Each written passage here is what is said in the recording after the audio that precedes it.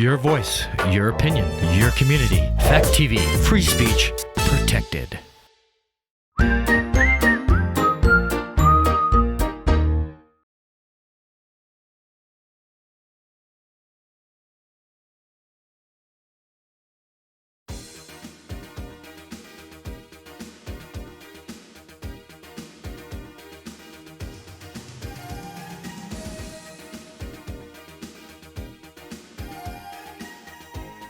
Good morning and welcome to the feed. I'm Mike Smith. We're here today with Carolyn Partridge. Welcome, Carolyn. It's great to have you. Thank you so much, Mike. It's a pleasure to be here. And Marty's here, although in an undisclosed location, off in the Fact TV bunker in a safe place so that we can social distance. How you doing, Marty? I'm doing well. Doing well in my little self undisclosed bunker. We're not seeing you here though. We're trying to figure out the actual how this is going to work as far as what we can see on the screen. Right now you're there you are. We see you now. Hi Marty. Hey, what's happening as far as local events and things happening around town? Okay, so just wanted to reach out to let everybody know that rural Vermont Council on Rural Development is going to be having some community forums. They're calling them community recovery visits. They're going to happen, the one for Windham County is going to happen on Thursday, July 23rd from 6:30 to 8:30. And these forums are going to be very similar to when they were doing the community forums for Take Action Rockingham. They're going to start out at 6:30 with an opening session. Then they're going to have some breakout sessions. The breakout sessions are titled Child Care and Family Care, Housing, Arts, the Cultural Economy, and Regional Nonprofits, and then Business and Workplace Recovery. Then they'll reconvene with a closing session. Basically, the idea is to kind of share challenges and ideas with people, community response, connect, working the workforce, people in the community to people in the government, like they did with the Take Action Rockingham. So if you're interested in going, I would highly recommend this for businesses, people that are self-employed, anybody that has ideas or questions about how to get through this COVID. You can sign up on their website. So if you visit vermontrural.org/recovery/Windham, you sign up. It's an Eventbrite sign up. So you just click on it, it sends you an email, and it'll send you an email reminder that night. But I think it would be obviously it's a Zoom meeting. It's not going to be an in-person meeting like the other ones were. But I think it's a really important thing for businesses to check out and for just people to check out. I think it's going to be, usually there's a lot of information shared and a lot of good things come. Anything, so far from what I've seen, rural development they do a lot of good things. So I would highly encourage people to sign up. That's great. I guess the Zoom thing throws me off a little bit because I can't imagine they can get the energy that they got during, like, when we participated in the Take Action Rockingham. There was really a lot of energy there that you felt, and that was as much of it as the actual content. Yes. Yeah. Yeah. I think it's going to be harder in the Zoom forum, but I still think that the information they're going to hand out is well worth it. Or not hand out, but the information that might be gleaned is going to be well worth it. Okay. Well, thank you. Hi, Carolyn. Hi, Mike. How are you? I'm good. How about Good. you? I'm doing well, thank you. So you're running for office again. I am. Yes. I am. Yes. And there's basically this August 11th, Yes. there's going to be a primary election. Correct. And during the primary election, there are 3 Democrats running for 2 representative slots. Is that right? That's exactly right. Okay. Yes. And Yes. you'll be one of the people running. Yes. And you are the current incumbent. You're have been our representative for how many years now? 22 years. Wow, 22 years. I know. It seems like yesterday that I started them. Really? Yeah. Yeah. I learn something new every year too. Many things. So. You've been the representative for 22 years. What committees are you on currently? In the House, we're on one committee. In the Okay. Senate, you're on Okay. 2. All right. But in the House, you're on 1. And I chair the House Agriculture and Forestry Committee. Oh, okay. And I've been doing that for probably 12 years now. Mm-hmm. Yeah. And So- they deal with agriculture and forestry, but what does that encompass? Well, it's all agriculture.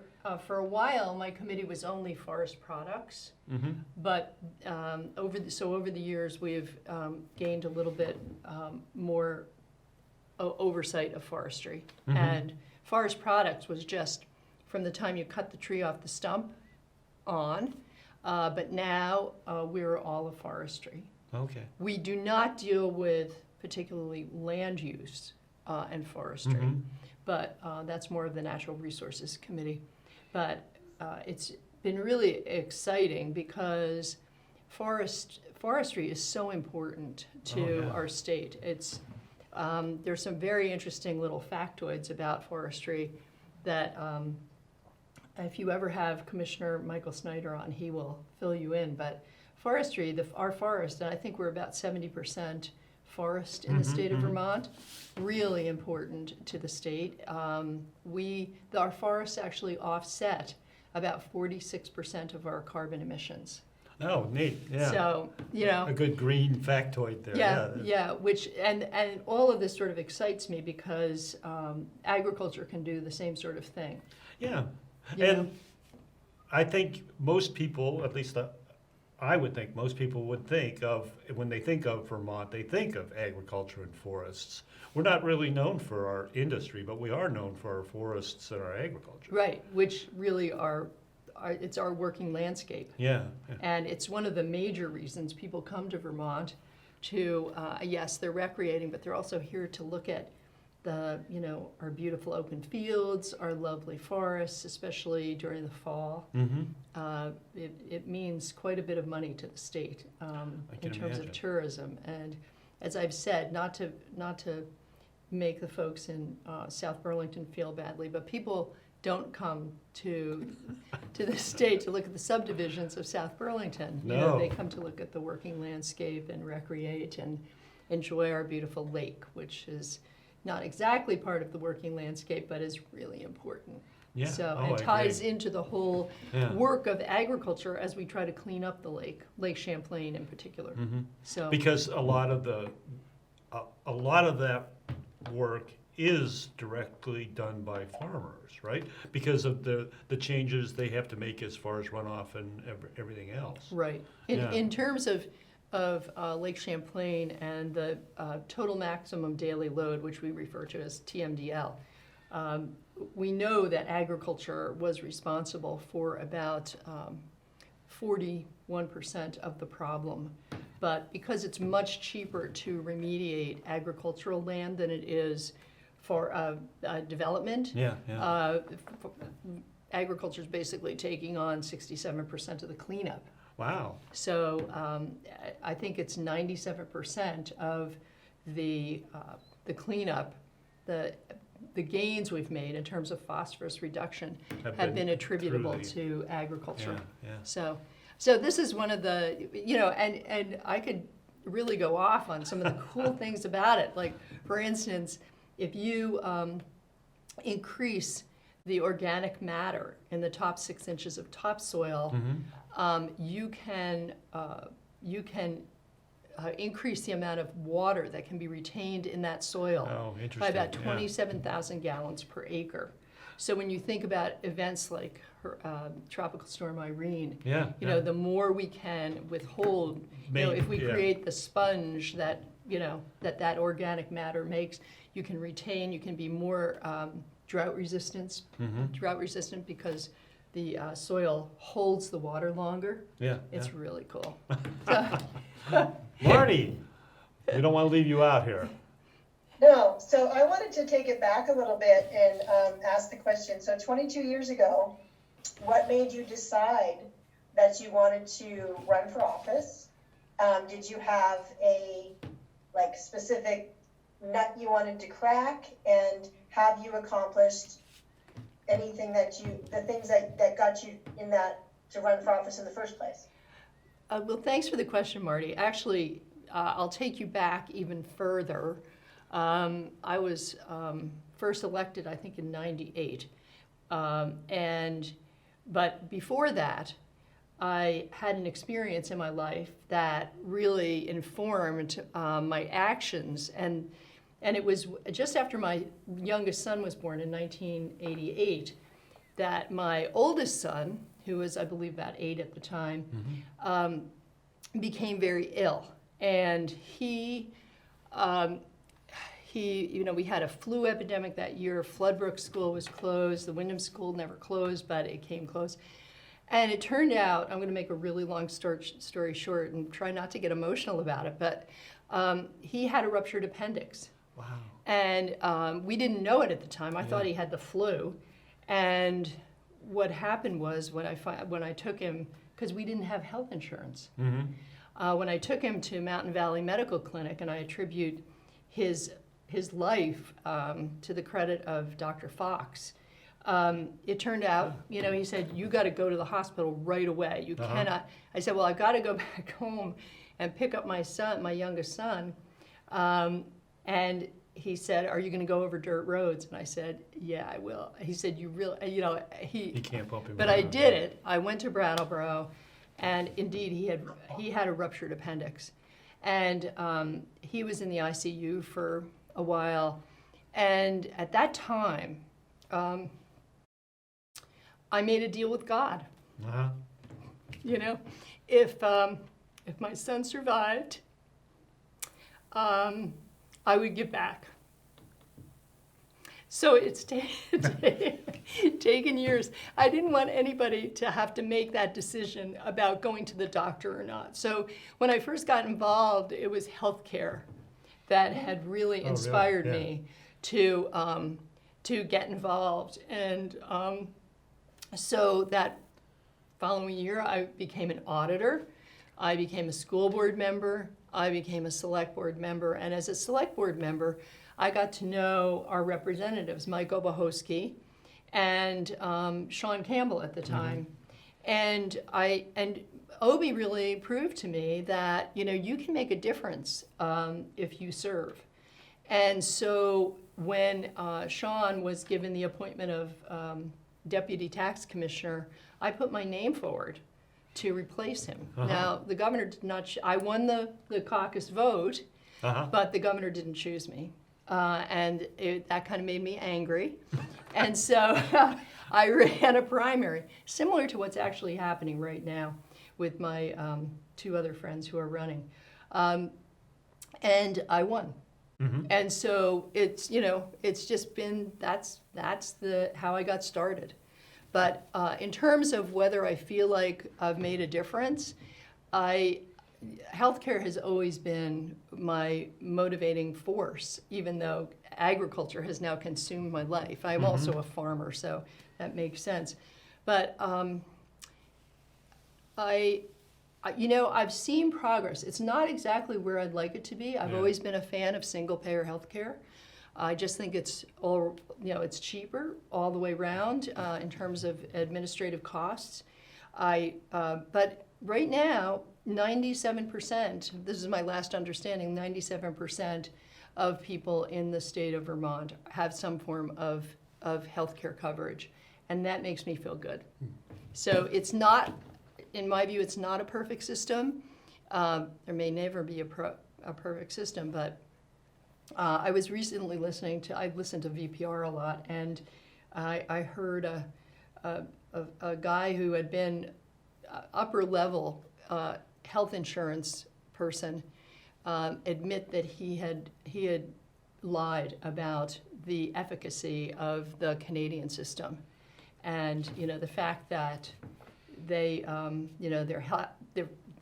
insured people for about a third to a half of the cost that we do, and they have better health outcomes in many respects. So I still live in hope that someday we'll be able to do single payer, but right now I kind of observe it from a distance. Other folks are working on that, and my passion is agriculture and forestry. We all eat, right? That's true. Yeah. But we all need health care too. I hope you keep fighting on that. Oh yeah, I do. You're preaching to the choir. As a former healthcare administrator, it's at the minimum, 20% comes off the top and goes to the insurance companies, and it's probably closer to 30 Yes. or 33%. Yes, and that's just waste. That's exactly right. Totally Yeah. terrible. Yeah. Anyway, Yeah. but I won't go into I won't get on a soapbox here. But Yeah. So that's how I got involved. And thanks for the question, Marty. Yes. Yeah. Sorry to get emotional about it, but I still, my kids and my grandchildren are very, very important to me. So. well, good. What do you see right now? And if you're looking, because right now we've been hit with this COVID-19 epidemic. What do you see the state's response, and then what do you see your role in that response? Yeah, I think the governor has done a really good job. I think that what's happened is really admirable. The fact that the governor is the governor's a Republican, I'm a Democrat, the speaker's a Democrat, the pro tem's a Democrat. Everybody pitched in and just put those labels aside and have worked really hard to make things work. I think what's really important are the masks. I'm not wearing one now, but I made 170 of them and distributed them. I think what's really critical is that we continue to wear masks. And as I was driving over this morning, I heard a report about Japan and how they have such an incredibly low death rate from COVID because they all wear masks. It's almost cultural. It is cultural. Yeah. And I think we need to do that. We need to get over it. I will say the first time I wore a mask in public, I felt a little weird. I've traveled to Taiwan where everybody wears masks even before COVID, So for them, it's air pollution, I think, that they wear the masks. Yeah.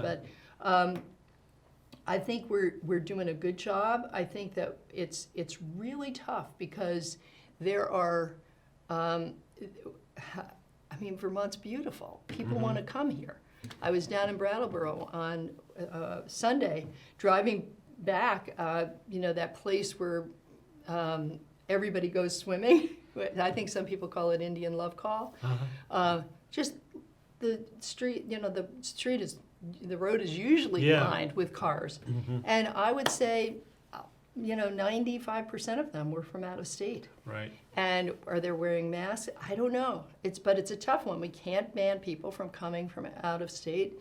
But I think the governor has done a really good job in terms of doing his best to make sure that people are quarantining if they do come. It's a tough situation, to quarantine for 2 weeks and then do something fun. It's tough. Well, and it works both ways. I mean, my wife and I have been looking at traveling out of state. And it's like, you really have, and I think that Vermont has done an excellent job in that instance too, with the map. They say if you want to go here, these are safe places to go, and you don't have to quarantine. These are places you better think about where you want to go. At least that's how I'm interpreting the map. Yeah. It's like if they're saying I need to quarantine when I come back, then it's maybe I should be thinking twice about going there. Yeah. And I really think that's a good way of doing it, and it's not political. It's purely by the numbers. It's infection rates. If the infection rate is this, then maybe it's fine to go. If the infection rate isn't this, then you maybe should think about it. Yeah. But I think that Dr. Levine is doing a great job. We just had, in the last few days, there's been an outbreak in the Londonderry, Manchester, and I think Manchester gets mentioned because that's where people the testing went. Was done, But Londonderry is the next town over from us, so. And I heard something about Chester too, but I haven't heard any details about that. I have not heard about Chester either. Yeah. It's just that something happened at a swimming pool and but it's all this. There's so many rumors too. You got to really be careful. I know. So I think that's we just have to keep on with our masks and washing our hands and using sanitizer and all of that and just being careful. So and keep track, and which is what the administration is doing really well. So that's true. Yeah. Marty?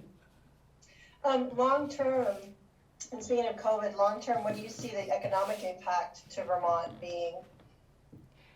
I think it's going to be tough. I really do.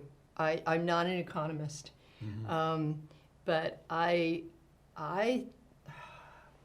I think if we can continue as we are, as you know, the governor's been loosening the spigot a little bit at a time, and we can keep that up and we can monitor it and what have you, we will be able to keep going. But whether, the question for me is it enough to run a restaurant at, you know, half or a quarter of your capacity? I don't know if it's going to make sense. I hate to, you know, like, I hate to be doom and gloom here. I don't mean to be. You know, my husband and I have done our best to do takeout whenever we can. Me too. To help our you know, like, our business people. But for instance, my husband plays music at the Red Fox in Winhall, and that's been on, you know, on hold now for months. But you know, the owner of the Red Fox just put in a concrete slab and set up a tent. They were all set to go with music on Monday nights and distancing and only buying food through the window and what have you.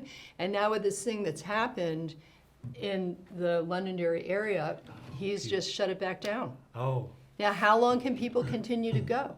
Yeah, that's And true. you know, we've done our COVID relief fund bills, and so there are millions of dollars that are potentially available to businesses and companies, and the Paycheck Protection Program helped out folks, but are they going to be able to go back into production and bring their people back?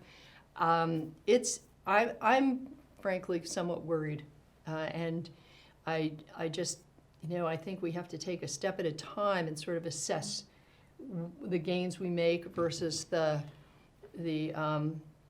liabilities we face. So I don't mean to put your question off, but you know, I'm a little bit worried. So Well, I think that's a realistic approach.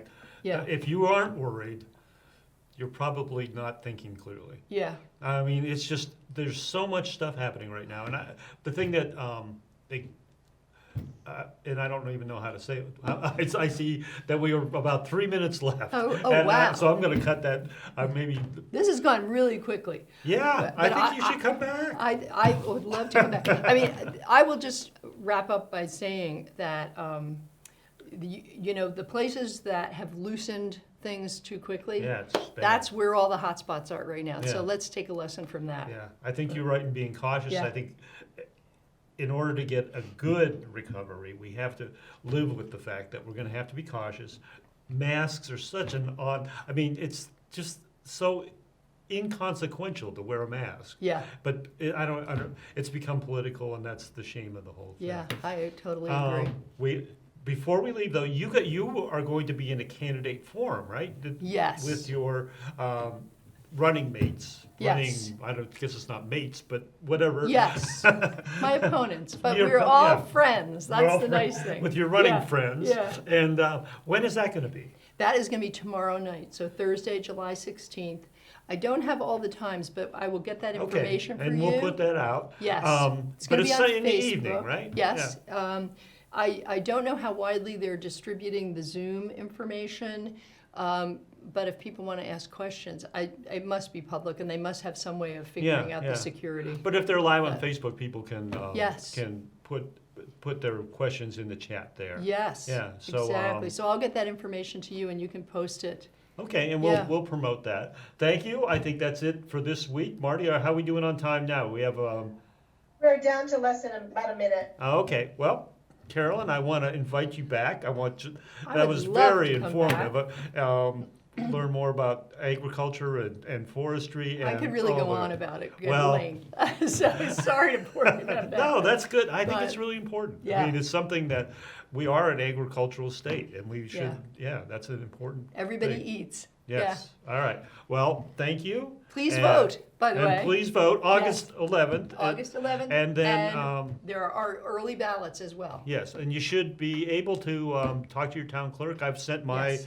application in for an absentee ballot. They're encouraging that for the health reasons this year. So get out, vote, and thank you again. You are Goodbye. That's welcome. it for the feed this week.